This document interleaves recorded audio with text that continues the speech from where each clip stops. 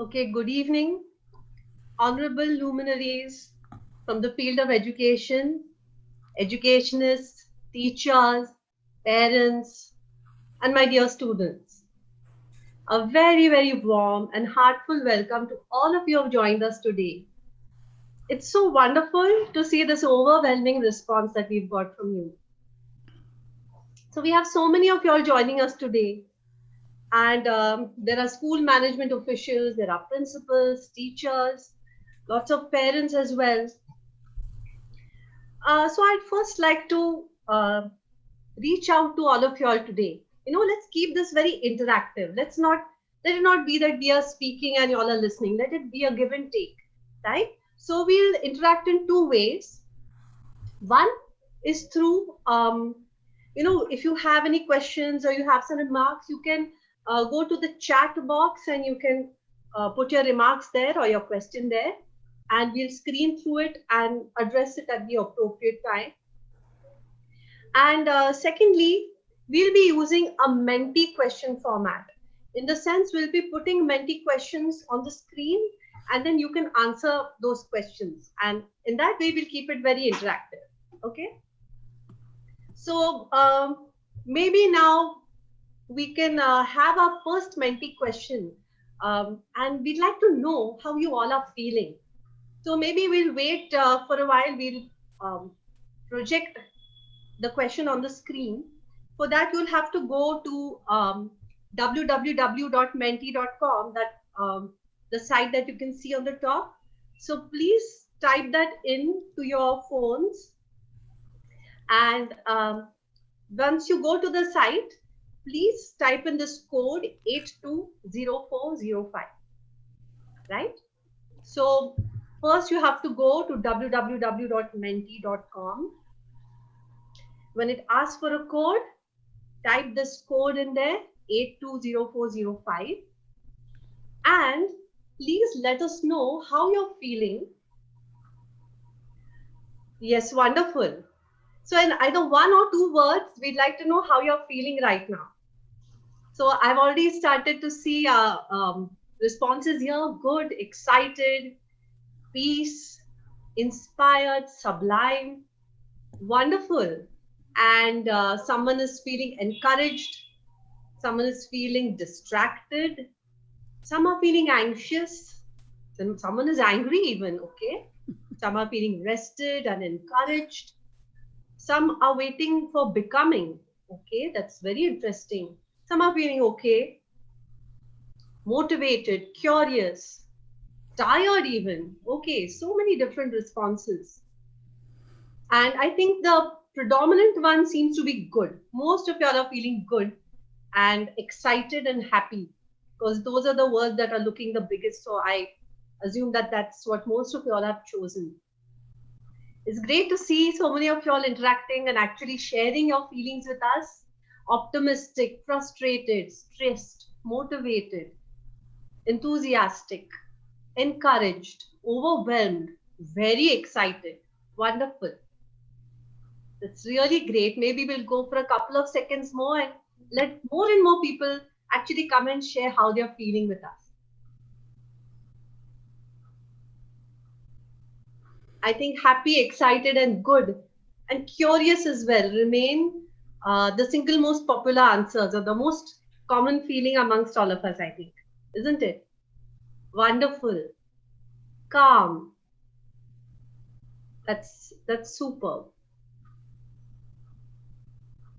So this is wonderful to be able to interact with each other like this, isn't it? So we are like now more than 2,000 people here on the call right now. And still we are able to communicate. What a wonder of technology, isn't it? So I'm really happy that we're able to do this. Yeah.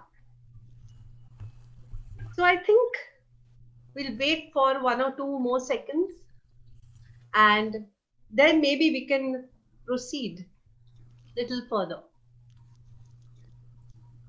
Is everyone able to see the word cloud that's appearing on the screen?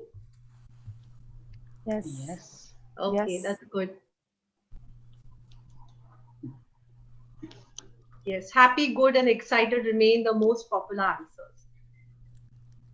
I think we can now move ahead. We'll have, we'll keep interspersing our session with these mentee questions now and again. So we keep hearing from you how you're feeling. We keep getting a live feedback from you. And not only about how you're feeling, but also about your opinions on some of the topics that we're going to talk about today. So it'll be great to know everyone's opinion and take that into account when we're even discussing the topics. So I think every couple of questions with the panelists, again, we'll have a mentee question for all of our dear audience members here. So is that good?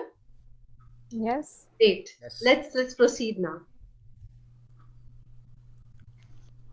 So, as you know, this education summit has been brought to you by the Heartfulness Institute, and our co-hosts are Oriental Black Swan, the publishing company. So the main focus of Heartfulness remains sharing relaxation and meditation techniques with all interested seekers. And we have various outreach programs to corporates, to government offices, rural areas, schools, colleges, so many different outreach programs we are having. So some of you may be wondering, then why an education webinar? What do we have to do with that? Well, Heartfulness Education Trust comes under the umbrella of Heartfulness Institute.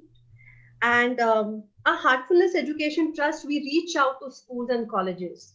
And what are our offerings? I'll just very briefly like to let you know, all our people in the audience and maybe panel as well. So we have a strong focus on children whom we believe represent the future of not only our country, but of whole of humanity.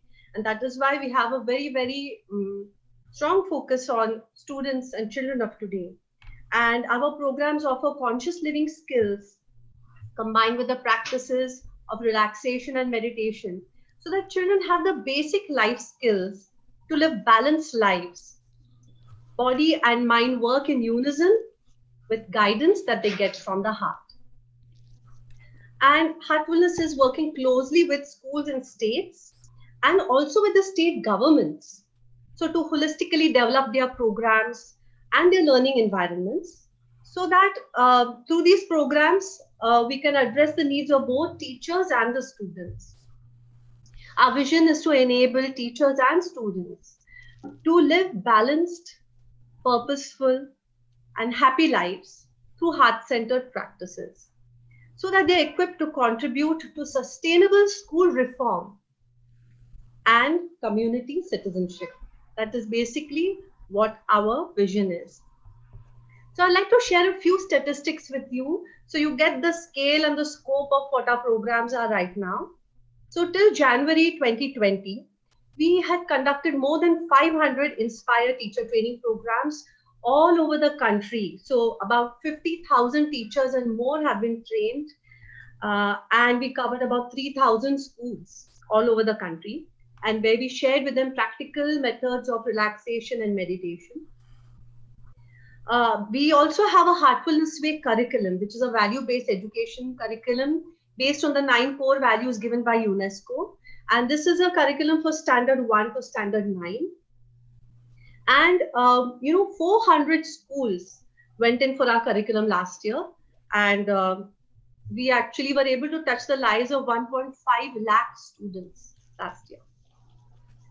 We have another program for students from standard 10 to 12, so 10, 11, 12, and it is called Heartfulness Experience Life's Potential, which is HELP. The acronym becomes HELP.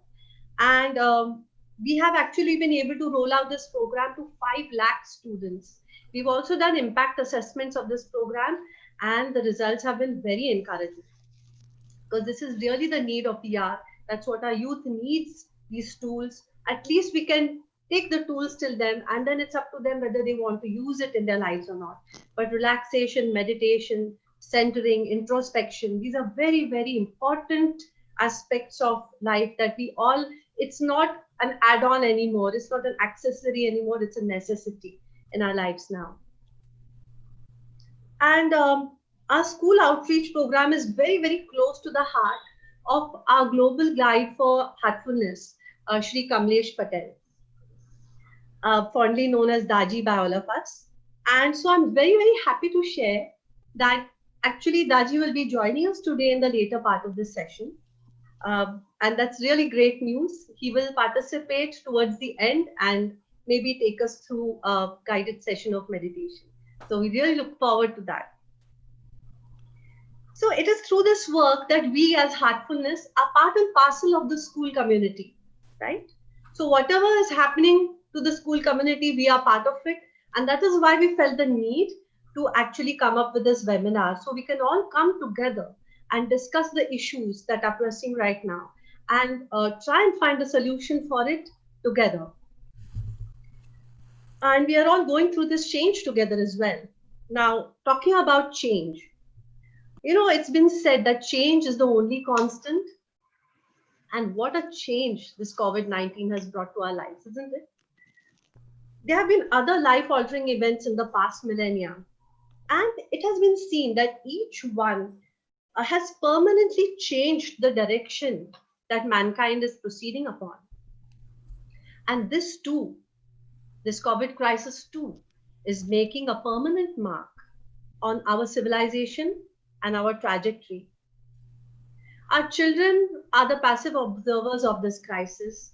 And, you know, they have been imprisoned in the house and their bubbling energy has just got bottled up right now. To top that all, parents are now having to wear the educator's hat. And it's a role that maybe many of us are not quite suited to play, isn't it? Parents themselves are struggling with all the changes happening in their own work lives. And now to top that, they also have to take the onus, I mean, quite a large part of it in the children's education, especially when we are following this online model. And they cannot relegate the education to a lower priorities either. So from the point of view of our children's future, actually educators are as important as our health workers, doctors, all of them, if not more. So now how can we really bring this to the forefront and highlight it and give it the importance that it needs, right? What should be our long-term approach to COVID education during and post-COVID? This is indeed the burning question on all of our minds right now, isn't it? That's why we all have joined the webinar today. So what path does school education take from here? What will the changed face of education look like? Can we deliberately bring in the changes that we've always wanted to bring in, but were not able to? Or are we just waiting for things to go back the way they were, right? Let's see what our experts have to say. But of course, first, let me introduce our esteemed panelists. Each one of these have a profound body of work and are extremely accomplished. In fact, their accomplishments run into pages. The short introduction that we will be sharing here surely does not do justice to their stature, and I apologize for that. So I would like to begin by welcoming Dr. Lakshmi Kumar, an eminent educationist, founder director of the Orchid School, Pune, and intercultural coach. Her expertise spans from establishing quality schools, building teams, developing educational processes, and initiating best practices for both school and higher education. So she has that versatility and she has one foot on both worlds actually, not only school education, but also higher education. A hearty welcome to you, dear Lakshmi. Thank you. I would also like to now introduce Dr. Nivedita Shreyans, a well-known educationist who is joining us from Mumbai. Dr. Shreyans is the Director of PR and Corporate Communication for the Pillai Group of Institutions, Mumbai. She has a prolific body of work spanning a wide range of spheres, be it as a Director or PR, an Associate Professor for Brand Management, organizing national or international conferences, or international youth exchange programs even. Promoting mental health as a certified wellness trainer as well. So we are so happy happy that you are here with us today, ma'am. Very warm welcome to you. Our third guest today is Mr. Krishna Dev Rao, the Executive Director of Orient Black Swan Private Limited, Hello. one of India's foremost educational publishing houses. He was on the Executive Council of the Trinity College of London, an internal examinations board, a member on the board of trustees of the National Book Trust Ministry of HRD. He was on the board of governors of the Lawrence School, Lovedale, and he currently serves on the boards of Vidyaranya High School, Hyderabad, and the Badruka College, Hyderabad. Thank you so much for accepting our invitation, sir. Thank you for inviting me. Our fourth guest is joining us from America, Mr. Victor Kannan, lifelong financial executive and director of Heartfulness Institute Incorporated, USA. He is the CFO of a prominent gaming company and has been since 1983. And he's been in the US since 1983. He is a seasoned speaker and has in-depth knowledge about a variety of subjects. As a director of the Heartfulness Institute, he is associated with its numerous outreach initiatives, amongst them, of course, education. Sir, we are so honored to accepted this invitation. Thank you, Anjali. Thank you.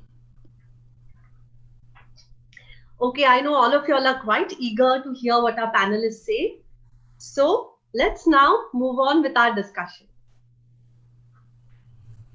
It has been said by leading political scientists and sociologists that most large-scale social changes happen amid and in the wake of crisis. And surely we are in the midst of a crisis of a global scale right now. I would like to ask my panelists a few questions. And my first question would be to Lakshmi ma'am. You know, there's a beautiful saying, a teacher takes a hand, opens a mind, and touches a heart. So the primary goals of modern education have now moved beyond the just teaching learning process, right? We are now putting more and more emphasis on holistic learning, on reaching out to different learning abilities of students, and much more. So how are we as educationists in this time actually holding the hands of our students, opening the mind, and most importantly, how are we helping them through emotionally through this time? You know, is there now more emphasis on socio-emotional learning? Could you please answer, could you please throw some light on this, Lakshmi? Thank you, Anjali, and thank you, Heartfulness Institute, for this wonderful opportunity and a beautiful introduction. Let me start by saying that, I come with 3 decades of work in educational landscape, but all gone. COVID time, I start in year 1. I think this is an important realization for all of us educationists. We can draw on some wisdom, but we cannot rely upon the past experiences alone. And that has been one of the bane of education, that we have only done teaching by driving a car, looking at the reverse mirror, as in Neil Postman says. Which means that I think for us as educationists, we need at this point of time an extraordinary humility to surrender to, that I don't have answers. We as educators have always pretended and behaved as the sage on stage. And we have always said that, come to me, I have all the answers from the book. Or even if I don't have it, I was often compelled to say this know-it-all kind of a person. I think for us as educators, first is we need to prime our mindset. Before we even go to what we want to do with our children, is what is that I need to kind of come to terms with, that I am year 1 like everyone else, that I don't have all the answers, but I have certain general wisdom of how we need to steer this or navigate this boat, and that I need to follow certain principles of education, which has been timeless. And hence, I think I would like to to just kind of throw upon just a few highlights of how, that how we need to redesign and, repurpose the education I would call it the puzzling moment. I just now got out of a parent orientation of my school of couple of classes. And, while we were talking about the bigger things, I think as a community, we get so stuck with the small details and the small insignificant details of this moment, which really comes to this most important point of that we are in a hurry to introduce this artificial normalcy, like school. Okay, we will reopen first week of June because that's what we have done it all these years. And we'll give you textbooks, that's what we have done all these years. That we will give you appropriate technology online app so that we can actually, transcend the social barriers of distancing, and that we will pretend that nothing has changed and that we will all hopefully pray and that everything will become returned. And hence we will go ahead with the same textbooks, same syllabus, even more same monologue, because in the online learning, I have a possibility to mute you.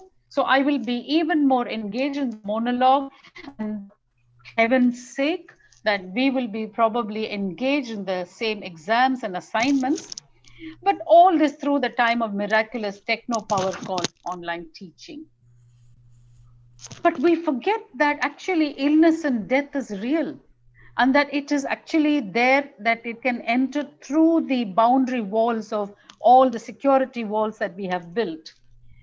We all, especially the young children and students, are feeling restless, claustrophobic, and that they're anxious and that they're very worried.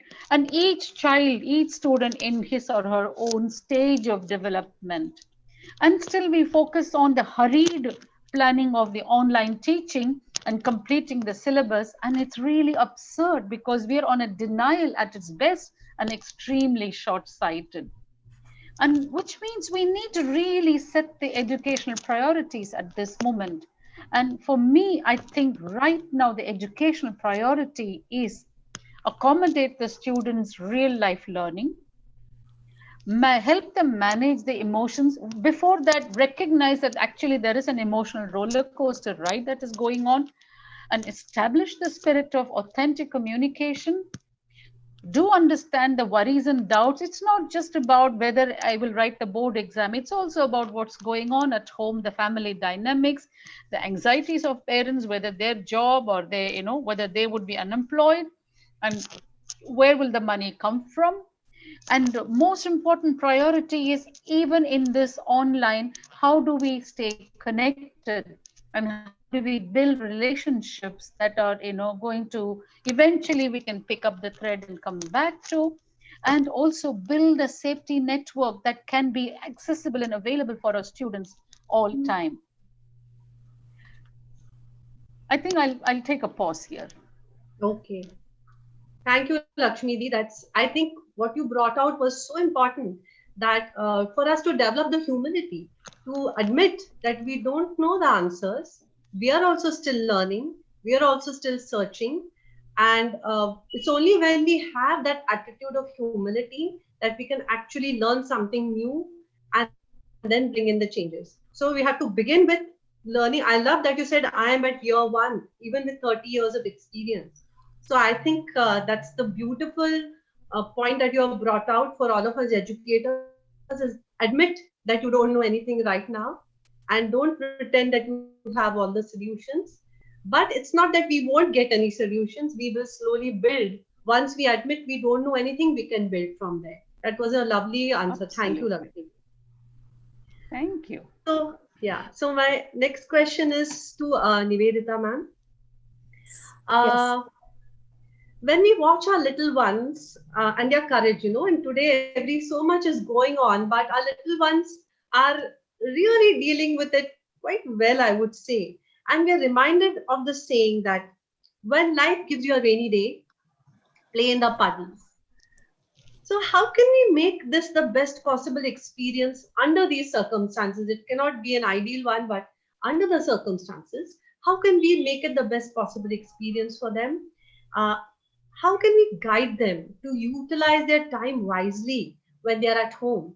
Because earlier, the large part of the day they were with us in the schools, but now that the learning period has reduced. So, how are they spending their time, and how can we guide them to really make the most of it? Could you please throw some light on this? Sure. First of all, thank you, Heartfulness, for inviting me for this wonderful panel session, and grateful to Heartfulness Institute for inviting me to speak here and present my opinions and ideas. So it's a lovely question, Lakshmi, very interesting question. Let me begin my answer with a small story. Okay. There was one small little boy who was really very good in his studies. He was doing very well in school, most liked by all. He is like an obedient child of parents. He's been loved by his friends. He's doing very well everywhere in life. He's listening to what teachers are saying. He's completing his homework. He's standing well in the class. He's second or third in the class. He's doing well in sports. He's listening to her parents, Nana, Nani. So, very good child, very brilliant child, and trying to cope up with each and every situation. So, one day in all this activity, his mind suddenly started telling him, "Oh my God, this is becoming too much for me. Am I going to get a break from all this? Is there going to be something called as a holiday or a break for me?" And he just went on thinking about this for 2 or 3 days. And then suddenly he said, "If I go to my parents, they are going to tell me, you cannot say this. You have to be top in the class. If you go to your Nana Nani, then Nana and Nani said, Are, in my days, I really studied hard. I worked hard. You can't say this that you don't want to go to school." So wherever he goes, he knows he will get an answer. "My dear sweetheart, you have to work and you have to keep up your position." So this was the position what that child was going through. Then he suddenly decided, if nobody is going to help me, I'm going to close my eyes. I'm going to pray to God. "Come on, God, listen to me, and I need a break. I really need a break. How can you help me with this?" Bang comes the God and says, "Tathastu, you are going to get a long break." And that is how Corona comes in the picture. I feel all our kids today are doing very well. I think they are the happiest one who are enjoying this moment. I have spoken to so many teachers. I have spoken to so many parents. I have spoken to the principals, to my friends who have kids. And the feedback, what we are getting from all of them is the little ones are really coping up very well.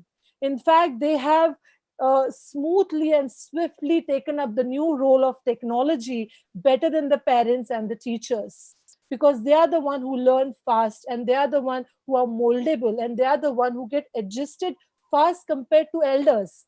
So let me tell everybody, all whoever is watching today, listen to me, all the parents and teachers, don't get worried about your child's education or the technological challenges what they are facing now, because they have started getting into action, which is a very, very positive and good point for we as a nation, for we as an organization, for we as a family. So, first and foremost, don't get worried. They all have been born in the technological era, and they have to be in technology. Come on, accept this idea now. When we used to tell our teacher, our kids, when they used to come to school, if you bring mobile, you will be punished in the class. And they were getting punished in the class. But see, God has again listened to them. Now the whole school is in the mobile. See the turnaround, right? So this is a new scenario, a new situation which has come in front of all of us. And we all as elders, we all as teachers and parents have to come together hand in hand and have to act in this new scene. At the same time, you must also think positively what this corona pandemic has given us. It has given us a chance to learn technology much more faster. I remember those days, when we used to say, "Arey, robot aa jayega, robotic time aayega, technology aayega." Every day we keep on telling this. But mind you, it has come now so fast. So we must thank that we are going to cope up with this technology, and we are going to act and move faster than what compared to earlier we had. Secondly, I want to tell this very important factor for all the parents. When the kids are at home, when you say the kids are at home, parents are the first role model for their children. They grow up seeing their parents. They are the role model. They get highly influenced by what parents are doing, the way they behave, the way they talk, their attitude, the way they handle problems, the way they talk to outside world, inside world, in their house. Everything is silently watched by these kids. So first and foremost things, what I want to tell parents during this time when kids are with you, start working on yourself first. Yourself first. If you are able to balance and present yourself as a perfect balanced human being in front of your children, that itself saves you half hard work. The kids can really do better because silently they are forming that character inside them by watching you. So parents, you first have to look after your well-being. That is by spending quality time with yourself, maybe by meditating, maybe by following your own passion. We have beautiful heartfulness way of meditation. You can practice that for 20 minutes, 30 minutes. Do that with yourself and see the change in the children. Children will become more happy when they see parents happy. If they see parents irritated, if they see parents are stressed, they will try to follow the same style, same strategy. So parents play a major role in building the character of the child.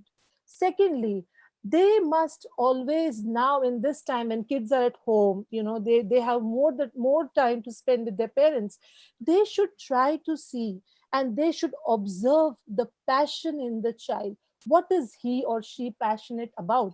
There might be some children who are already showing the symptoms of passionate activity, what they're into. They might be in sports, singing, dancing, or maybe video gaming, or anything.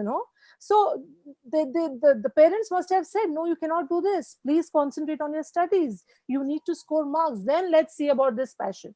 So this children must have already gone through. This is the right time when parents have to give time to kids to work on their passion. Give them more and more platforms, give them more and more links, let them know that apps where they can do virtual learning about the passions, what they were liking, about the passion, what they want to follow. I think you can see a new star coming up in your house. This is the right time. God has given you opportunity. Give them the second chance. Listen to them once, what they want to do, and then see how they turn out to be a wonderful star kid. So these are some things what I want to say. And of course, there are all latest technological courses which everybody is talking about: artificial intelligence, data analytics, robotics. All these online technological programs are there. How to design a website, how to deal with the online tools, how to handle online classes. So all these beautiful apps and lots of organizations have suddenly come up like a big, huge market there. Everybody wants to give a technological classes. So parents must guide students to pick up right courses to help them to upgrade their skill level. And they should also follow some good skills which will match the change scenario. So these are some of the points what I want to tell to parents. And my one more last point, what I'm to say, my one special request to parents and to students is, please be compassionate to the school and the teachers. Please have patience. Give them time to work on the new setup, which suddenly it has come on their sole shoulders. I've been hearing parents have been becoming really finicky and telling teachers, this is not right. The teachers are also trying to cope up with the new change scenario. So be compassionate to teachers and help them to adjust the new learning environment with the kid and the classroom. These are the few points what I want to actually suggest. Thank you so much, Nivedita, ma'am. So I think what was very clear from your answer is it's more, we can highlight the collaborative nature of education now. It's not only teachers are involved in the education, the parents have to take a more and more active role, and for ensuring that they're utilizing their time wisely at home. It's the parents who are observing them. So I loved how you suggested that, you went one step deeper rather than directly telling them activities, do this, A, B, C, D. These are the activities the children should be doing at home. You went one step deeper and you said parents should work on themselves, raise their level of consciousness or become more centered, calm, balanced. And then from that level of consciousness, when you guide your children, it'll have a whole new level of efficacy, I'm sure. That was a very nice answer. Thank you so much. And I can see many of the participants are sharing their thoughts here. And many of them are saying, yes, children are very tech savvy. Some of them are saying, what about parents who don't know anything about technology? So all these worries are still there. We'll all sit together and find a way, I'm sure. So thank you so much, ma'am, for that beautiful story and of how actually this break came to be. My next question will be to Mr. Victor Kannan. Sir, the mystic Rumi said, yesterday I was clever, so I wanted to change the world. Today I'm wise, and so I'm changing myself. Even though we understand this at a very superficial level, we are still afraid of change. And even this change has been imposed on us right now in the current circumstances. So how do you think we as educators and school systems can handle this change? What is your advice to all of us? So thank you, Anjali. Thank you for all the panelists. I have been writing down key words from both Lakshmi and Nivedita, and the way in which they have positioned the whole discussion thus far is, one is to take stock of what we have, right? And then almost reset. The other theme that is coming out is be hopeful. And when there is a problem, there is also a solution. So we have to approach this crisis with hope. But as far as your specific question is concerned, Anjali, we all know change is the only thing that is constant. I mean, we say it, and when we are faced with it, then the comfort of status quo makes us afraid of taking the next step forward. So I think these kinds of crises, they keep coming in different ways, different forms, different shapes, different sizes. This COVID crisis is a global crisis. And every individual, they have their own crisis, right? And crisis is definitely an opportunity, just not a cliche. You know, that the term crisis is an opportunity is just not a cliche, but it is truly an opportunity because we have to face the crisis head on. There is no possibility of going back and living in yesterday. Yesterday ended last night, and today is a brand new day, and we start afresh. So the wisdom behind what Rumi said is that recognition that change is the only thing that is constant. And if we are able to accept that I have to change first, and I am stepping into the arena of wisdom. And if I want to change others, I want to become clever, manipulative, right? Pleasing to others. But at the end of the day, there is nothing happening internally inside myself. And in fact, COVID can be used as an opportunity for values and inner development, cultivating values and inner development. We are all at home. Parents are at home. Teachers are also at their own homes, teaching children across the broadband. So we are at home, and we could use the home as the center of this values and inner development. And so COVID can be converted into this center of opportunity for values and inner development. So it's not all that bad. So if we recognize these crises and these challenges and then muster up the constant inspiration that we all have, I don't think we are dearth of inspiration. We just have to ignite that inspiration. It is like a matchstick, a story, a hug, a hopeful comment, a show of light, all these things will ignite the inner inspiration. And so that inner inspiration is what we need in order for everybody to use that as that flashlight to move forward. So crisis is not to be afraid of. Change is not to be shunned, but I think we embrace this wholeheartedly like a lion and then move forward.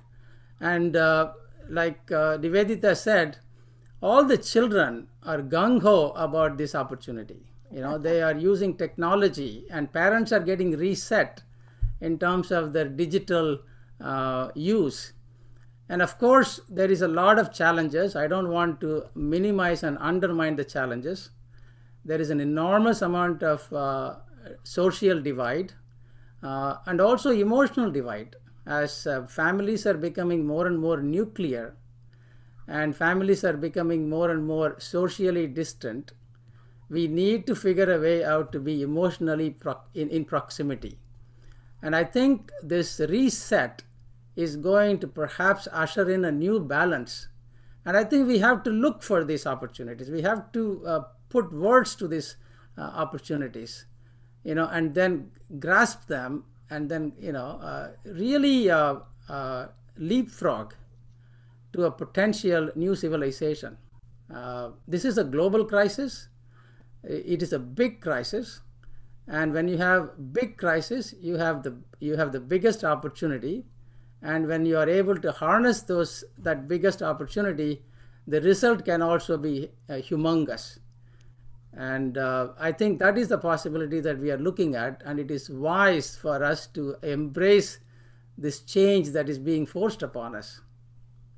Not be clever and make incremental changes. Beautiful. That was really profound. And let us really hope that we are able to leapfrog into that, improved and, a more evolved society, more evolved education system in particular, in context with this discussion. Thank you so much. And turning within, tapping into the courage that lies within each one of us and finding the courage to face the situation. Anjali, you said turning within. Rumi is a Sufi, right? He was a Sufi. Yes. And you probably are very familiar with the Sufi dance, right? Yes, the whirling dervishes. Right, Yes, right. And in a metaphorical sense, they turn to return. And when you said turning inside, this imagery came into mind. So turning inside, rightly said. Yes, beautiful. So now, as I had promised that we'll keep this interactive, I think let's have one more Menti question on the screen so we get a snapshot of everyone's opinions at this moment. So can we have the next question on the screen? So everyone knows how to do it now. You go to menti.com and you type the code. You'll get the next question. If you already typed it, then you will already be seeing the next question. The next question is, this current crisis expects us to align our priorities. How would you rank the following? 1 being the highest priority and 4 being the lowest. Like there's been so much of change, like Lakshmi said, there's been a reset. We have to rethink everything now. So now how are we restructuring our priorities? So these are the 4 options: personal safety, our children's education, my family, and my salary. So what are your priorities? Oh, that was so fast. Okay, many of us are already sharing. Oh, by far everyone has ranked the family as first. That's wonderful. So as I think Mr. Victor Kannan is also saying that this is an opportunity to connect with our families. We will draw our strength from them, and indeed everyone is feeling the same, as we can see that they've given family the highest priority. Next is personal safety. Third is children's education. And, in times like this, money is somehow the last priority, it seems to be, because if we are all together, we are all safe, we can take care of everything else. Wonderful. Great to see everyone's responses like that. So by far, my family is the most important to all of us present here in the audience. So thank you so much, everyone.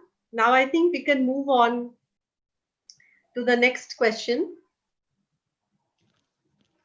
I would like to ask Oh, people are still sending their responses in, but I think this bar graph is not changing at all. It's absolutely like that.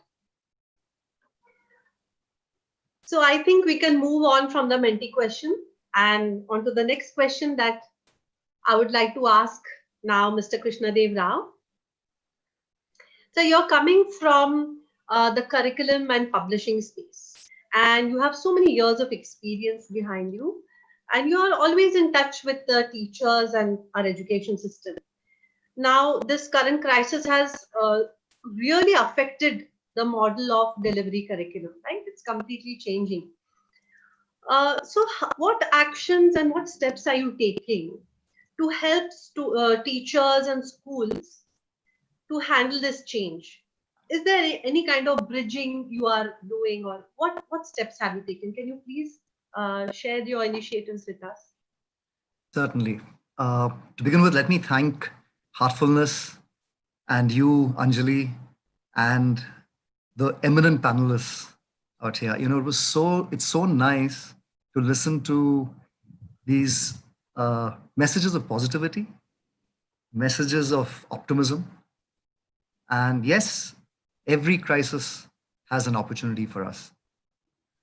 You know, we see ourselves as not just merely publishers, we see us as educational partners with schools, with teachers. So the sudden closure of schools had everyone scrambling to figure out, you know, how we could continue to keep our students, our children, you know, engaged and in learning mode, you know, sitting at home.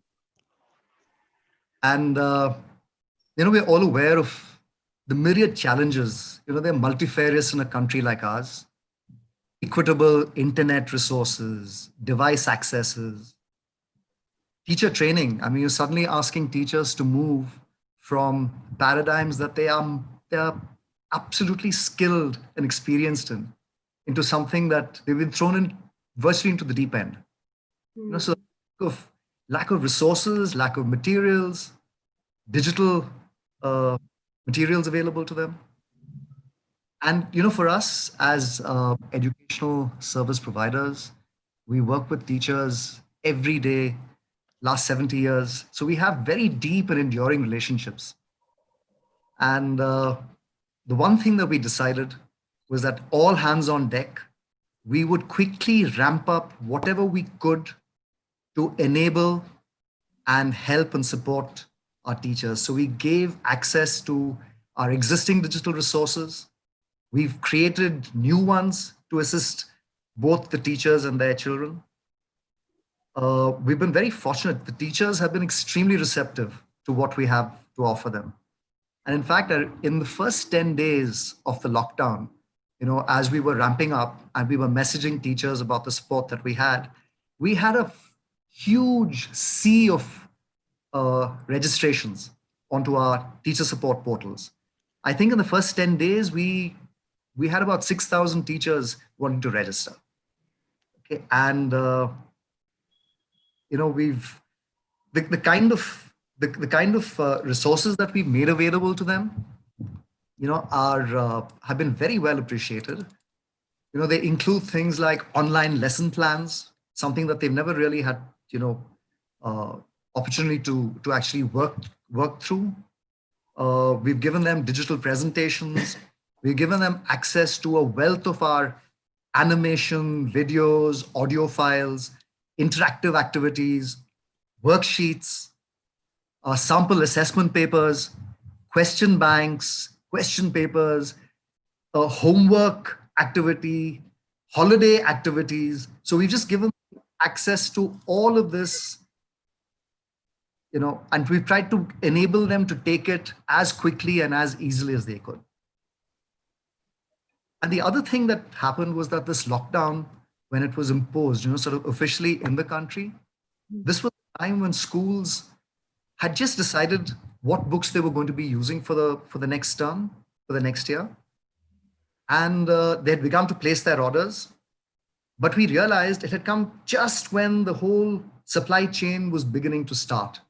So very quickly realized that the teachers were being, you know, I mean, they were under pressure. They had to continue with their teaching, but the children didn't have access to any of the content.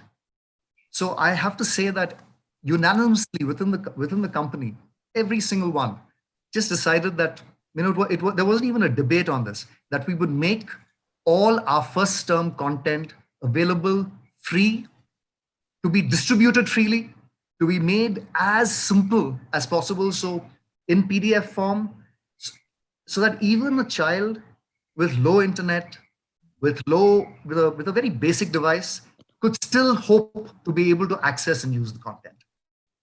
So that's some of the stuff that we've put in. But what we also realized very quickly was that teachers are not used to this.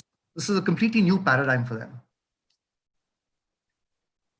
There were many teachers who've taken to it very easily, but we found that there are very many more teachers who are very worried, very troubled, very confused by this new, by the new challenges that they've been asked to address. What we've done is we've set up lots of teams, both with internal resources, internal experts, as well as external ones. And we've been reaching out to all our teachers, offering whatever help and support that, that we can give them. This is an incredibly challenging time. But what it has done, very humbly, what it's done to us, it's sort of shown us the kind of role that we can play as publishers. And it's important to us as a company, to all my colleagues in the company, to all of us as employees, as members of the educational community, that we have to try and help in whatever way we can.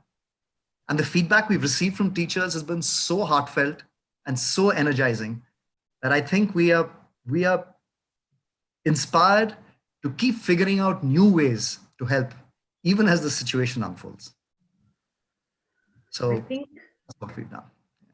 that's really so touching to hear that you really managed to reach out even to the child who doesn't have a very high-tech device, and even that child could actually have access to education that you're providing, and that you made it simple enough for teachers who are even struggling with technology to actually use it. I think that's really wonderful, and that you distributed it so freely and acted so fast. It's really wonderful to hear. And I think all of us teachers in the audience are really making note of it, and we will try our best to connect with you and see what resources you have for us. Thank you so much. Thank you. Most welcome. So actually, there's so many questions I want to ask, but I think in interest of time, I'll not be able to ask everything I want to, because we want to take some questions from the audience as well. So I will actually like to take some questions that have come to us from the audience. Okay. So some teachers have asked, will things ever revert back to normalcy? Who would like to take this question? Anyone who feels? I can do that. Yes, okay, please. Thankfully, it will not revert to normalcy. Okay, thankfully. Because we have kind of romanticized. I'm specifically talking about the education school context. We have romanticized what was happening between 9 to 3 in those walls, in the classrooms, in the space, and as very normal, and that we would just want to go back to that. There were many things that were going beautifully, but there was many things that we really need to reset. So I think thankfully we will not go back to normal routines, not in the near future. And I'm not even going into the realm of social distancing, hygiene measures, and those very practical things. But I think when we come back, our whole focus will be on the emotional and social intelligence or support of our students and for teachers, because it's not that it has affected only our students. So in that sense, there's new exciting waiting for us. Yes. And let's not even give this word normal, because normal is so subjective. What is normal? There is no normal that is universal. Yeah. Right, right. Absolutely, Lakshmi. So, as you said, that even teachers, there's a saying that you cannot serve from an empty vessel. So, if we as teachers ourselves are struggling, how can we help our students? So, as you rightly said, focus on the students' emotional, social learning, as well as for teachers ourselves to make ourselves resilient from within. We actually, in Heartfulness, we are currently rolling out a program called Resilience in Crisis. Actually, since you mentioned it, I'm just bringing it up. It's a 6-week program, once a week, 1 hour a week. It's, of course, again, free of cost. Our offerings always, we don't charge anything for it. So if teachers would like to sign up, please let us know. So yes, that's absolutely right. And as you said, thankfully, we'll not go back to normal. That's a blessing. I think starting with, we will go back. Hmm. Okay. We will go back in some time when the world is ready for, especially, risking children's lives, so I think we should not be in a hurry to go back, and we cannot go back to business as usual. We cannot go back to as if that was some kind of bad dream, that let's just, in fact, we will have to revisit everything, our priorities, our Okay. curriculum, our teaching methods, our Hmm. conversations, our relationship elements. So in that sense, for lack of better word, the much cliched new normalcy is waiting for us. Okay. Thank you, Lakshmi. There's another question by a student, and the student is saying, ma'am, how do I motivate myself to study during lockdown? This is one child is asking us actually, because we have students above the age of 15 also in this session. So, would anyone like to take that question? Should I? Yes, sure, Nivedita, ma'am. Uh, See, this is a best time, I think, for all of you. So, my suggestion to all the kids, whoever they are feeling that is very difficult for them to concentrate, because I have a son who's in 12th standard right now, and his paper is still pending. That is the last paper for IP and many papers, and the examination system was totally on standstill. So I can understand what is the trauma the students are going through, especially the 10th and 12th students. Their papers are pending. The way they had geared up to study during examination, the scene is not same. I have heard so many students have lost interest in studying because there was a long gap of time. So basically, what students will have to do is they have to accept this as a new challenge, a new way of learning, a new way of dealing and coping with this change situation. And I can actually feel the frustration what these kids all might be going through. I can see my son saying, why with us? Why only with us? Why at our time? Why it didn't happen earlier? Why it didn't happen next to us? So I think they are going through a lot of emotional trauma, and the best way to do is give yourself positive space. I would say follow your school timings. If you have your online lectures, follow them. I think the timings are also very less. The schools have only opted for 2 or 3 hours. After that, just try and do as much of time pass, fun, musty, whatever you are missing during your school days. Get into it. Get in touch with your friends and try to look at it as a vacation. Have best of time. Watch movies what you like, watch games, chat with your friends. So give that positive and happy space to yourself first, as much as you can. Now you feel, okay, I have done enough. Now it is a time I can go back to studies. So now time is in your hands, right? You can play with the time the way you want.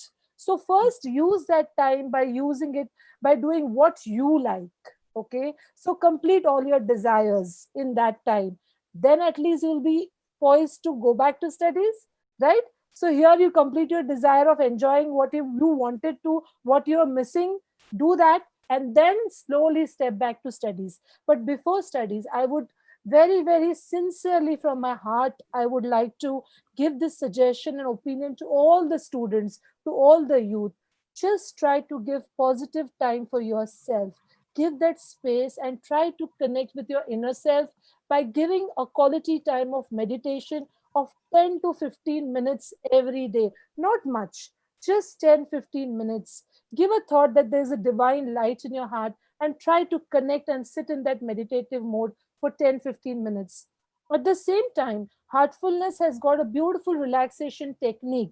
If you feel very anxious, if you feel you're getting bored, if you feel you're not able to concentrate or it is becoming too much for you, just leave what you're not liking it. Try to follow this relaxation technique, which is available all over on Heartfulness website. Follow this technique for 10 minutes, sit for meditation for 5 to 7 minutes, and then see, boom, you refresh yourself with new positive energy.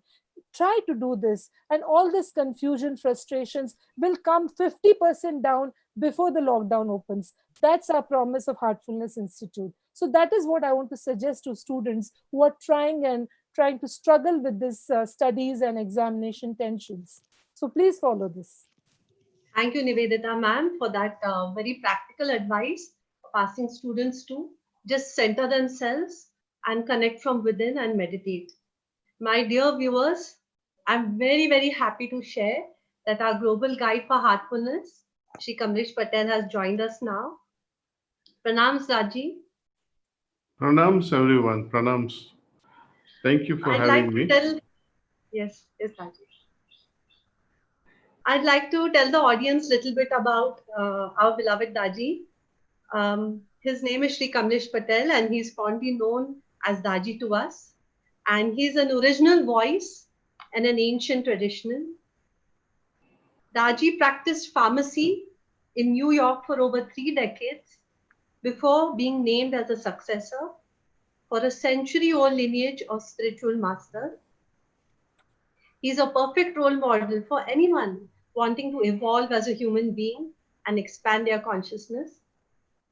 He's a spiritual catalyst, displaying the perfect blend of the Eastern heart and the Western mind. And he is able to connect with people from all walks of life, all backgrounds, and he gives special attention to the youth of today. Pranams once more, Daaji. We can't express how happy we are that you have joined us today. Thank you. Thank you. Daaji, earlier on, some of the panelists had expressed their desire that they wanted to ask you some questions. So with your permission, I will request Nivedita ma'am to say what's on her mind, and maybe you could answer her question. I'll try. I'll try my best. Pranam Daaji, how are you? Doing very well. And you all? We all are doing very well. We are in bliss, actually, in this lockdown also. I think the secret is heartfulness meditation, which is keeping us so happy and motivated and positive all the time. So actually, you're blessed to be in this system of heartfulness. So my question to you is, Daaji, Swami Vivekananda said, education is a manifestation of the perfection already existing in man. What, in your view, is an ideal education system, and how do we strive towards the same? The ideal education system, and how do we strive towards the same? It is to prepare the future of our humanity in such a way that at each level, we need not tell them what to do. That sort of preparation is necessary, and you can never prepare a person fully complete. Even when you graduate, even when you become PhD, even when you are married and become grandfather, still, there is always something to be learned on your own. And as we see more and more, as we grow, our learning abilities actually reduces. Not that we lack any abilities, but a grown-up man, when you can see this contrast, when a grown-up man is discussing something and a little child asks, "Sir, do you know this? Why don't you learn this if you don't know this?" You can see the face of that grown-up person. Grown-up person feels insulted that, I have to learn this. Don't you think I know it already? He puts up a face. He puts up a mask of a very wise person and say, boy, I know this already. I don't need to learn this. So adults actually suffer from these complexities, and we should not allow children to suffer. In fact, we should be in a position to prepare them in such a way that at each level they remain guided from within themselves. That is the message of Swami Vivekananda. He said, you can't put education from outside. You have to let the wealth of knowledge come from within. How to do this? We have to inspire these children to refer to their hearts all the time. Create more and more interest and ability to observe things. When you have prepared a child with a lot of interest and capacity to observe things, our role as educationalists, I think, is more or less over, kind of things. Often children, like one of the questions was, I was watching, how to create interest when you're not interested, you're bored, and how to create interest at that time. That reminded me of a child who came to me once referring, Uncle, I don't want to study. It's enough. I'm in 9th grade and I'm tired of studying. I don't want to study. My parents are pushing me to study. My teachers are always after me for good grades, etc. I said, look, at that moment, suddenly some thought occurred to me. That boy was very smart, actually, very smart boy. I said, what do you like to do in your life? He said, I would like to have a happy family. I said, how many children would you like? He said, I would like to have 2 boys. I said, girls? He said, no, I don't want girls. I said, but they're going to be your daughters. He said, no, I want only boys. I said, what about cars? What cars would you like? He said, I would like Porsche. I said, okay. How much will that cost you? He says, 3 crores. I said, can your father afford it? He said, my father doesn't have a car. We have a scooter. I said, you're going to stop studying after this. How will you pay for this 3 crores? He started thinking. Of course, you will be driving somebody else's Porsche, but you'll become a driver. That somehow clicked his mind, and he said, okay, I have to study. I said, not just ordinary studies. You'll have to excel in your studies. How many people gets 3 crore salaries? Even in 10 years, if you make it. But you don't end up spending 3 crores for a Porsche. So I say you have to excel no matter what, and you have to put down your steps. You have to forget all your enjoyment. You have to forget all about your running after here and there. You can play your games. You can play sports. You can, have a party with your friends. You can go for a movie. You can go for shopping. You can maintain all your interests.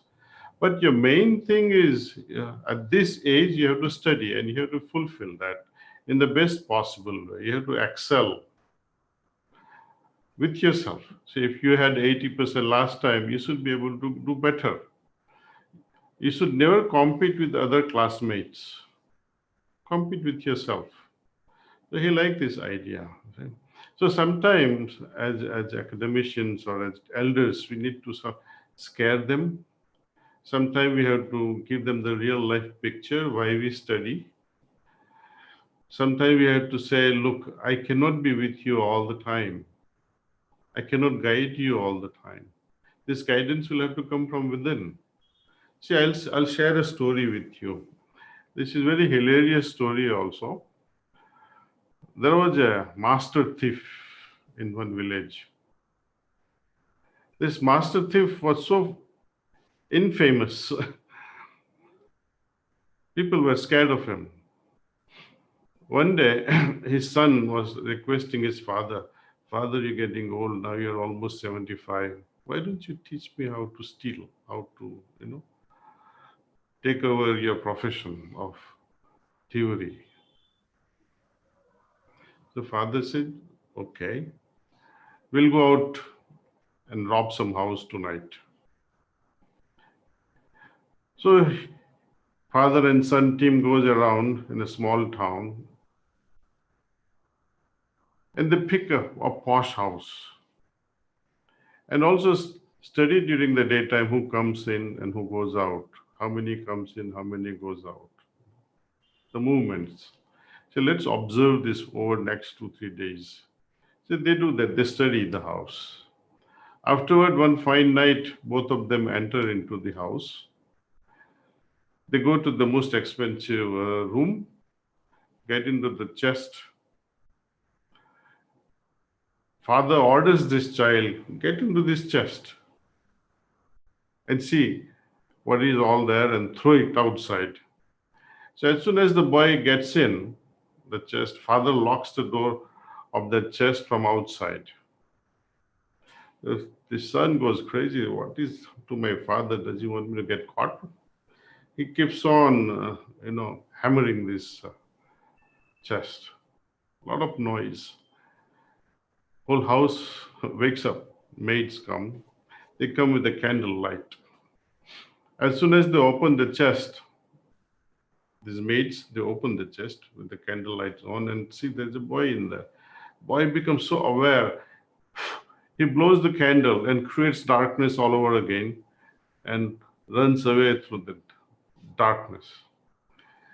Nevertheless, people chase him. He picks up the forest path. Villagers also are after him. Near the well, he takes a big stone and throws into the well, giving an impression that, this child has fallen into this well.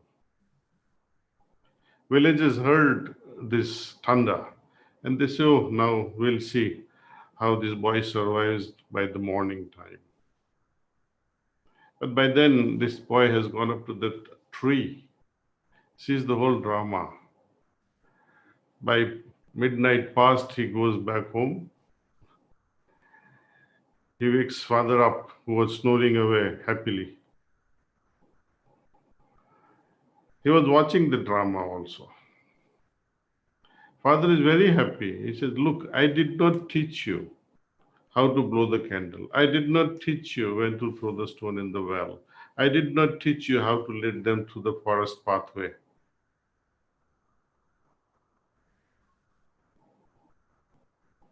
So in real life scenario, at each step, how to even communicate, nobody teaches us. But at that very moment, when your heart is receptive, when your heart is more civilized, cultured, the right words will come. No school teacher can teach you what to speak, how to speak. In fact, at a right moment, when you are coached what to speak, you often forget that. Haven't you noticed it? You come prepared with so much of a lecture trying to teach students, at the right moment you forget the real thing. So I wish that instead of giving tons and tons of information, allow children to interact within themselves. Let them find the information for themselves. I would like to see a school, ideal school, where students will teach each other. Teachers' role will be to guide them where to look for this knowledge. And it is experimented also in many schools overseas where when, let us say there's a class of 20 and you have a topic on physics. One of the students can explore on that chapter and teach the other students. Teachers can observe what is going on. So when they go wrong, you can always give good feedback. Similarly, chemistry, similarly, maths, biology, life sciences. When students teach amongst themselves, I think they do a better job. And we have to be careful what to teach at what age. Say up to 5 year of age or 6 year of age or 7 years of age, there's a different mindset. After 10, 11, there's a different mindset. Once they are 13, 14, they have a different mindset. So we have to respect that also and then deliver accordingly. Life skills can be started very early. For example, as soon as you enter the class, you teach them. Or as soon as you enter someone's house, or you enter someone's room, try to know at what time you entered, from which direction you entered. You ask the students, do you know which side the sun rose this morning? They'll say the east. Okay. But what is east at the moment for us? Hardly any student will be able to give you answer, because they lack this ability to observe things.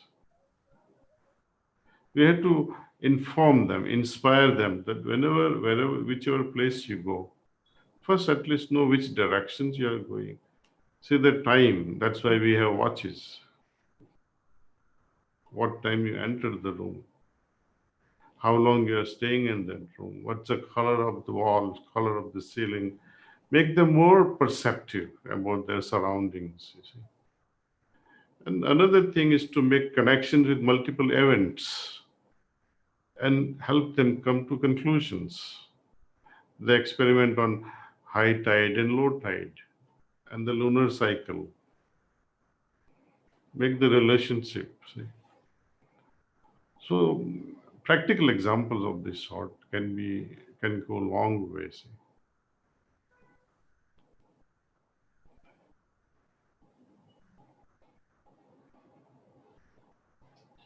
You're muted. Nivedita sister, you're muted. Yeah.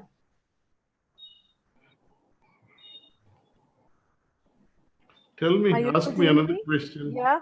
Yeah. Yes. So that was a wonderful explanation by you, Daji, on the educational system.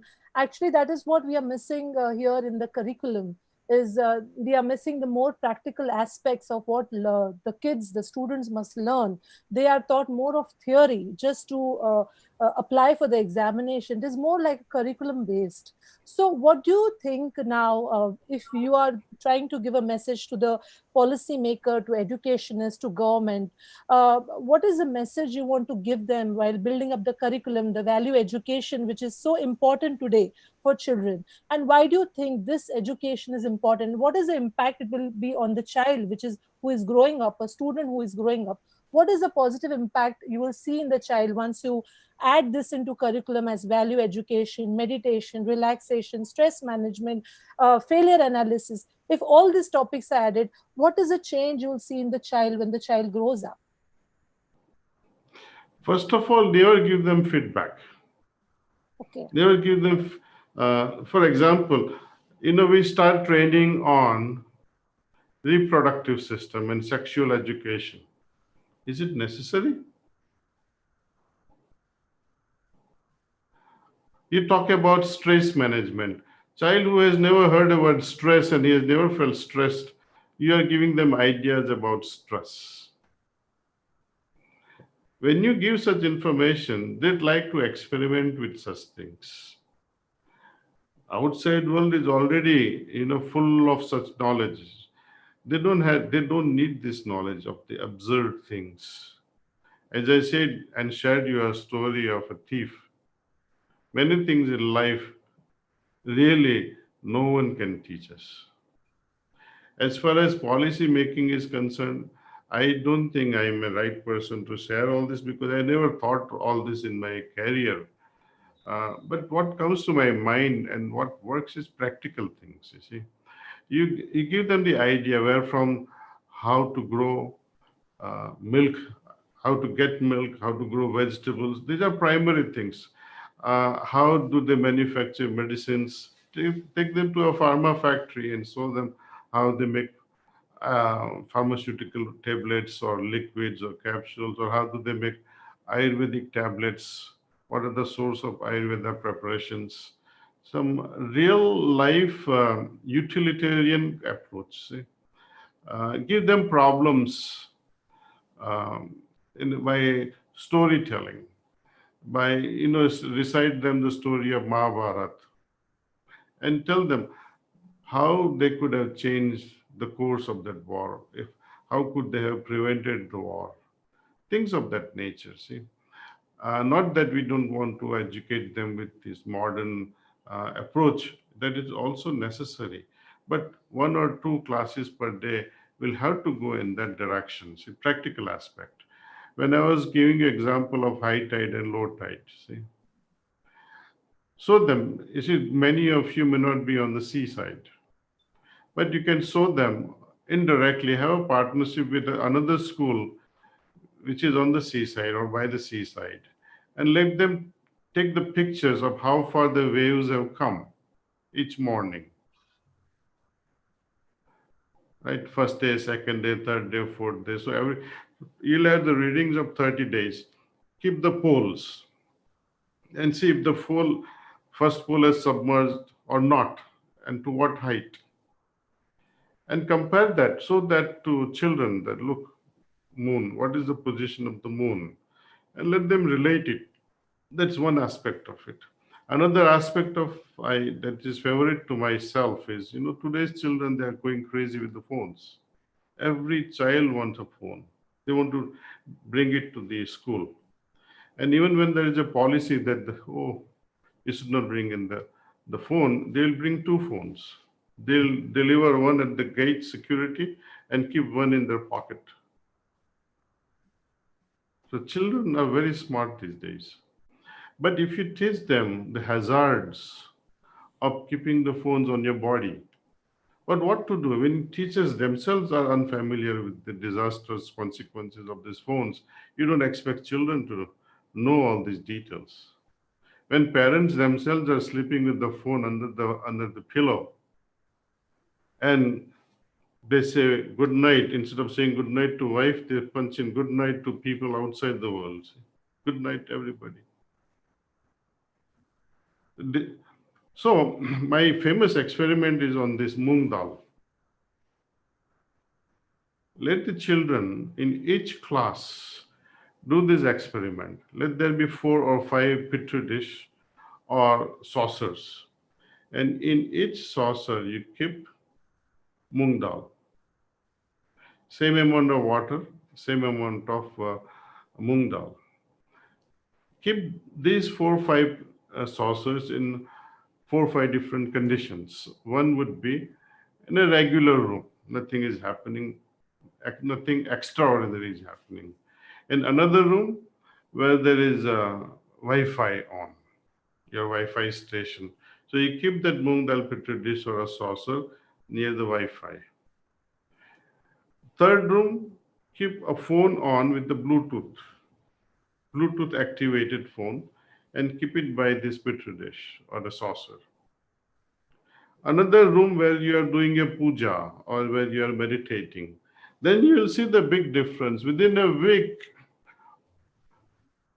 Or ask children to take a snap, photograph each day, and see the result effect of Wi-Fi and Bluetooth, effect of the environment created by puja or meditation, and compare it with the control where there is nothing happening.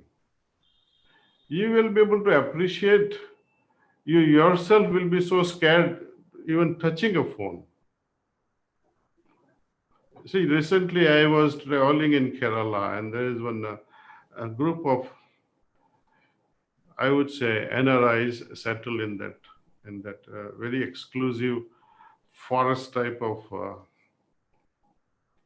environment, and they were running scientific experiments there with their friends and visitors, and I happened to visit them. So they say, why don't we try on you this experiment? I said, I'm happy. Let's begin.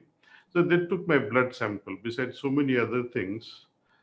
But I would like to share this particular experiment with you. So generally, they study what's going on with the blood. And I said, what are you trying to do? They said, I want to study your red blood cells. I said, okay, go ahead. So, and red blood cells formed a particular colony on the slide, which you could see on a computer. So what they do is take a blood drop, put it on a slide, put it under a microscope, and this image is taken over to the computer, which you can see. Now they have collected a huge database of all this behavior of red blood cells.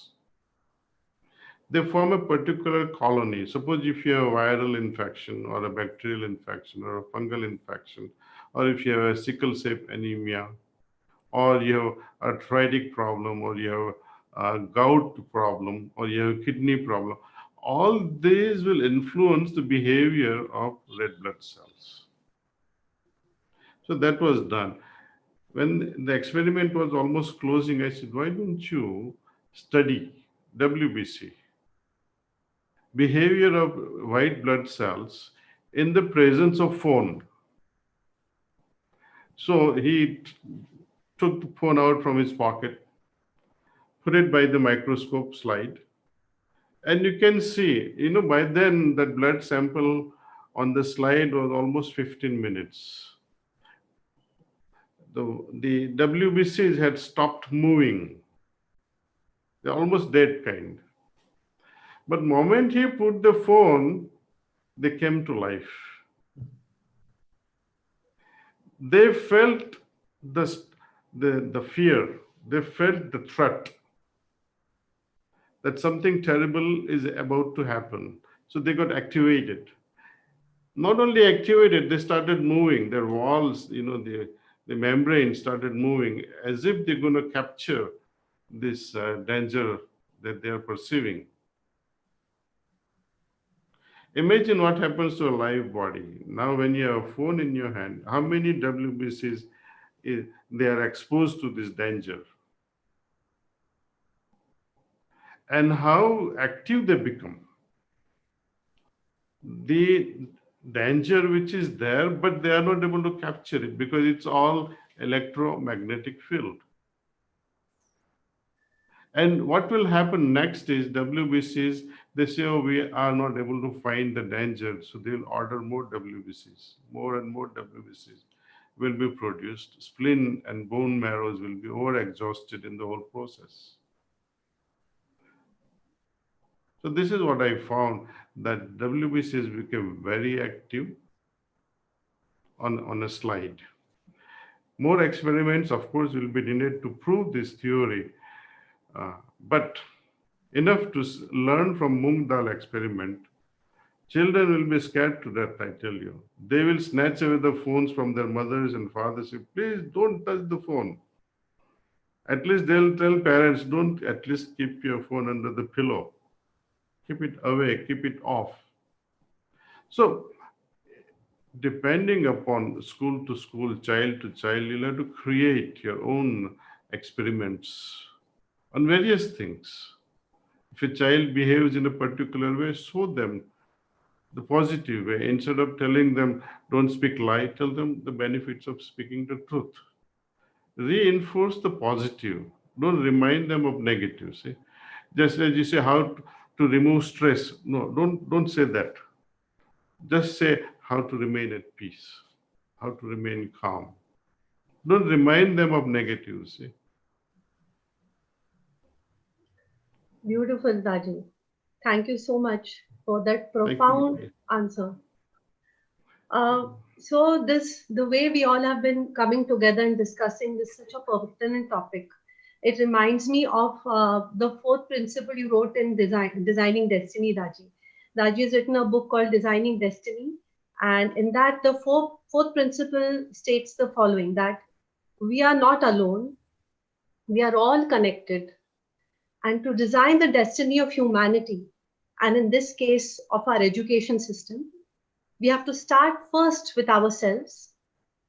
As Lakshmi ma'am said, that I don't know anything, reset. We have to start first with ourselves and then expand our radius to include others. And a day will surely come when together we are capable of changing the direction that humanity is taking. So my dear panelists, educators, teachers, parents, and students today with us, I hope through today's discussion, we have been able to at least trigger a change in the direction that the education system will be taking towards a more evolved, a more effective, and a more vibrant education system. May this at least be a start in that direction. We are able to manifest the changes that we want to see when we are able to be in touch with our inner selves, with the deepest core of our being, our self with a capital S. And we can experience this when we all learn to meditate. River Daaji, if it's all right with you, I request you to please take us all through an experiential meditation session. Is that all right, Daaji? Can you guide us through this meditation experience right now? Why not? Why not? I would wish that, at least this process of relaxation be taught just before the school begins, and you'll see miraculous results. You see? Fortunately or unfortunately, many of our programs are launched in United States. We expect that the Indian school system, which is more religious or more spiritually oriented, but sorry to say that initiative is not there. Some of the schools and they say, "Oh, we don't like to introduce this heartfulness. It's a religious thing." See, but in the West, it is very welcome. See, they invite you. Please teach our children how to relax. So relaxation is not a religious thing. To go within yourself and contemplate, it is not a religious thing. Call what you may call that, you're meditating on the presence of Allah. Or you may say, I'm meditating on the presence of Lakshmi. Not Lakshmi Madam. Or whatever. You have your own choice. You have your own freedom to meditate on the object of meditation. As such, by definition, meditation means to think repeatedly on the same thing, again and again. So that way, a businessman is constantly meditating, but his object of meditation is money. A teenage boy or a girl is constantly, thinking of the beloved. Would you call that as meditation? By definition, it falls in that category. In real meditation, we think of the presence of divinity. We begin with the thought, and somehow we come to a level where we feel the presence of what we're thinking about. See? If we are thinking of divinity, we should be able to feel the presence of divinity. That is the idea behind meditation. See? To move away from thinking to feelings. And once we start feeling the presence of this divinity, another chapter opens up, see, on its own. I would like you to explore that, see. But to children up to the age of 15, I would not recommend meditation. Just let them relax a bit. Before school starts, make them relax. Teach them also how to make their parents relax. Once they go home, they can teach their parents, Papa or Mommy, please relax. This is how you do this. So it creates atmosphere, see, of peace. Anyway, I'll walk you through I don't know how many of you have not meditated. What would be the number, 50% of these teachers or? Yes, maybe that is. Yes. Okay. All right. So we will meditate. But before we meditate, I'll walk you through relaxation. So gently close your eyes, please.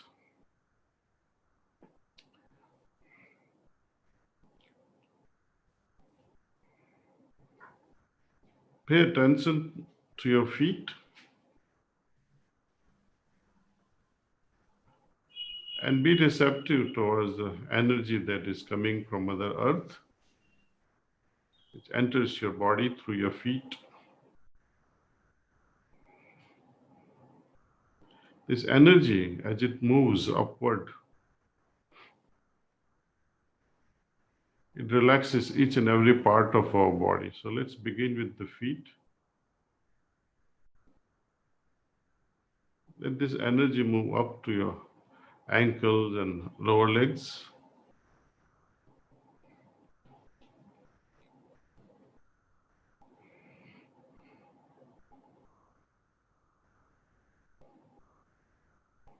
Now your calf muscles and your knees. Feel the lightness of relaxation happening there.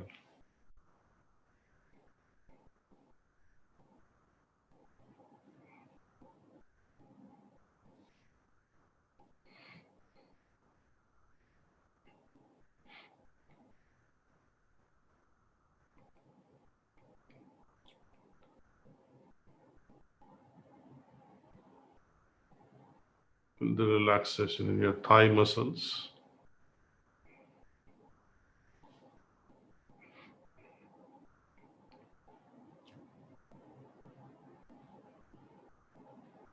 Your hip area.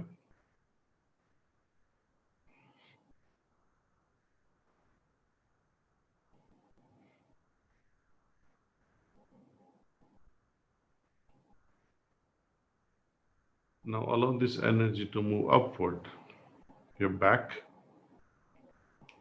and feel the relaxation.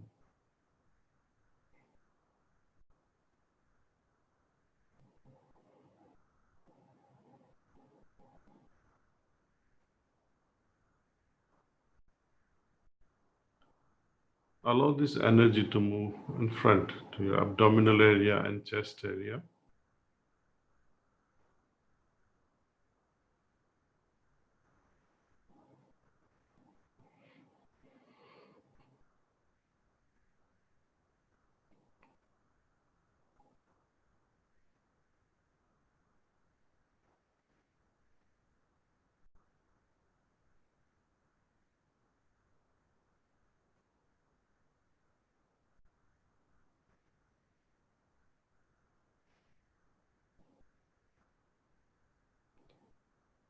Allow this energy to enter your shoulders.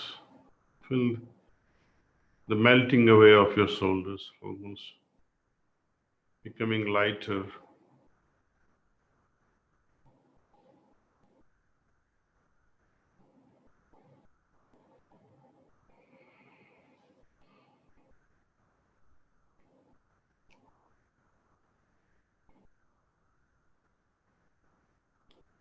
Let this energy descend into your arms, your biceps, your elbow, and your lower arms.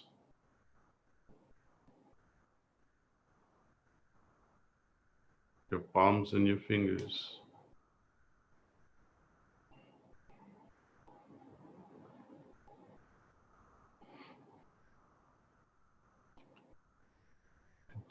Now your neck muscles. Feel the relaxation in your neck muscles.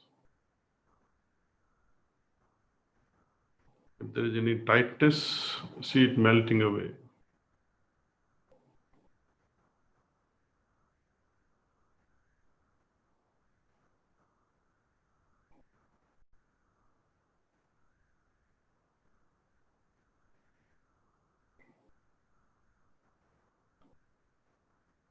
Allow your jaws to relax.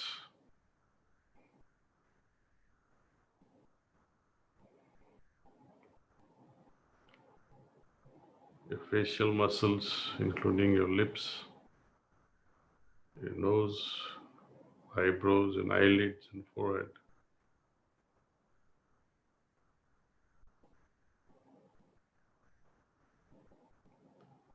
Your earlobes and top of your head.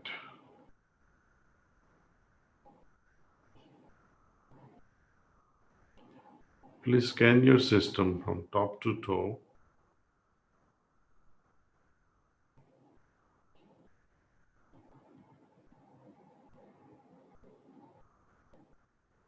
And feel the whole body now completely relaxed. Now we enter into the next level of relaxation through meditation.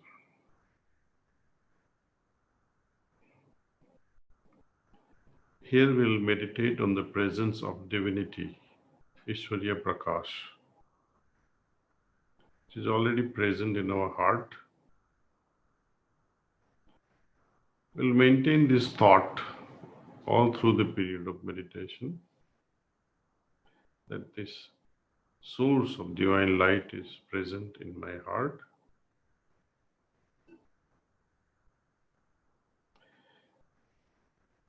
If you're distracted by thoughts, just remind yourself that I'm meditating at the moment. So please continue like this, with this thought, for another 10 minutes.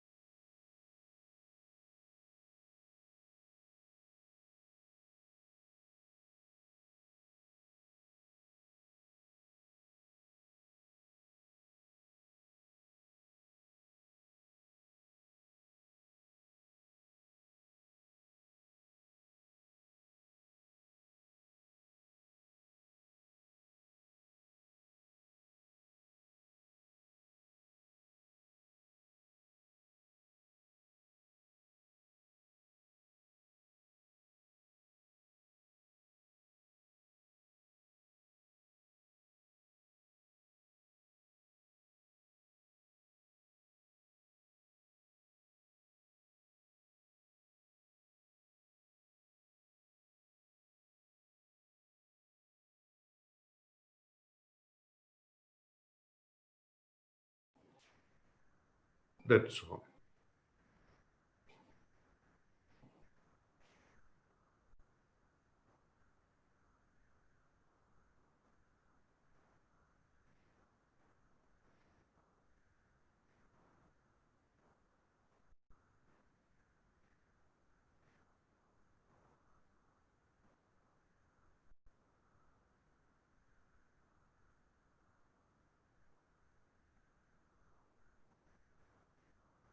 Yeah.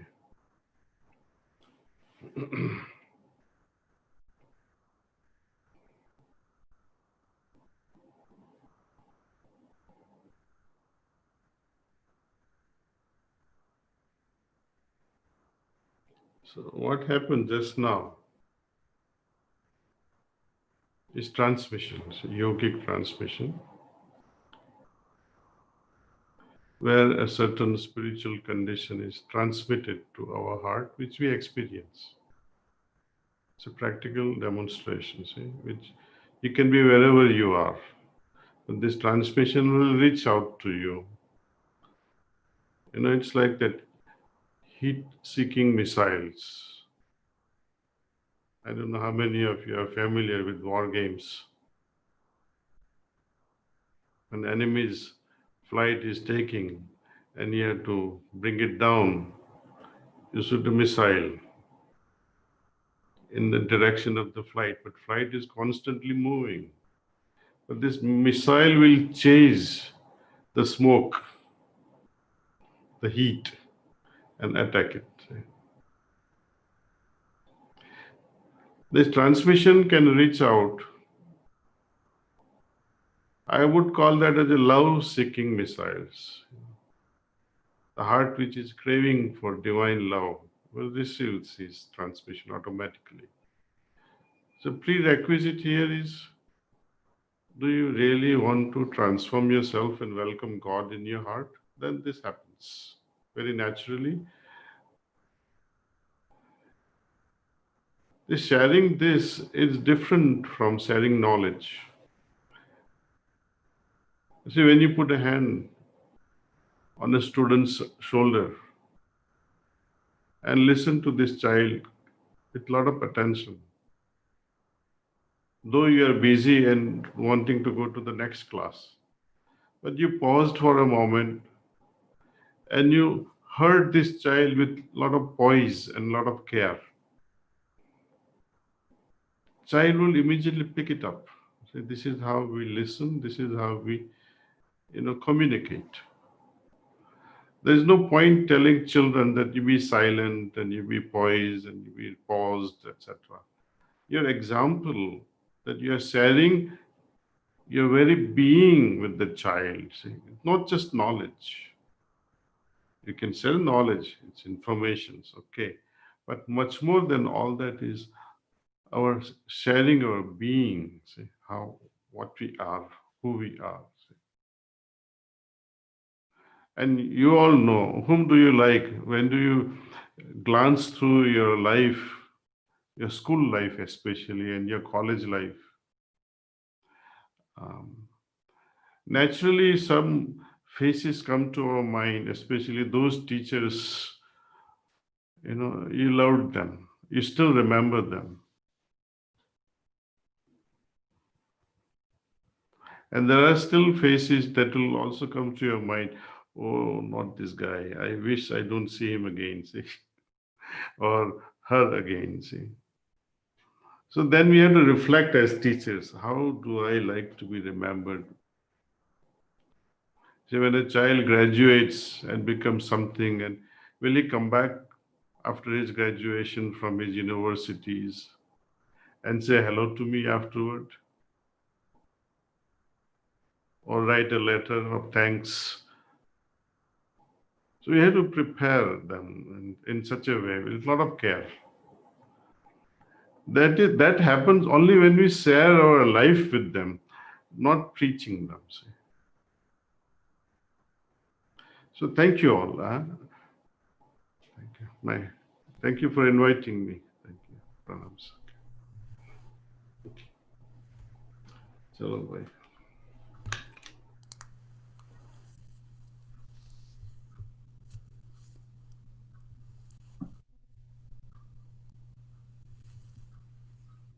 So that was a sublime experience. Thank you so much, beloved Daaji, for that. It was a true experience of bliss. So if all of you want to continue this journey of heartfulness meditation, do get in touch with us. You could download our Hearts app. It's a free app from Play Store and experience guided meditation, relaxation. You could even go and try heartfulness masterclasses from our website. You could go to heartfulness.org and try this. And you could join us tomorrow for our group meditation. Every Sunday, we have group meditation at 9 a.m. So do get in touch with us for the links for the same. Tomorrow, 8:45, you can join in so you can be in time to start the meditation. It is so deep and so wonderful. And the ripples of peace continue throughout the week. So I would really advise everyone to please join in, especially in this situation where we need all the help we can to be centered and peaceful. So with that, I would like to thank all our revered panelists who have made time to be with us here today. Thank you so much. I'd like to thank all our audience who showed up in such large numbers beyond our expectations. Thank you so much, dear ones in the audience, all parents, educators, teachers, dear students. Thank you so much for all of you coming here today and participating in our webinar. We hope to now interact with you again and again. We'll come back again and again with topics that are pertinent to all of us, and let us keep meeting like this and keep having fascinating discussions like this. So thank you, everyone, and hope you have a very good evening ahead. Thank you. Thank you, Anjali. Thanks,